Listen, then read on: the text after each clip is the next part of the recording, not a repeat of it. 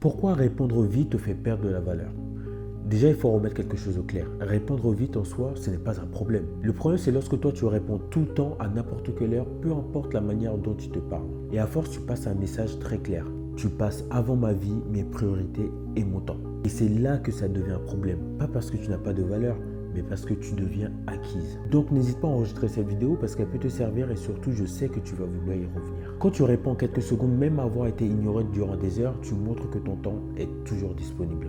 Et de l'autre côté, inconsciemment, il se dira je vais lui répondre quand je veux parce qu'elle sera toujours là. Et à partir de là, les efforts diminuent. Toi, sans t'en rendre compte, petit à petit, tu vas le mettre au centre de ta vie, même quand lui ne te met pas au centre de la sienne. Tu réponds vite, même lorsqu'il revient juste parce qu'il s'ennuie. Même quand tu sens qu'il ne s'investit pas autant que toi. Résultat, tu donnes plus que tu reçois et l'équilibre se casse. Dans une relation saine, l'attention circule. Ça ne va pas que dans un seul sens. Et le pire, c'est qu'à force, tes messages perdent de l'impact. De son côté, il n'y a plus d'attente, plus de curiosité, plus de manque. Tout simplement parce que ce qu'on peut avoir à n'importe quel moment ne crée plus de valeur.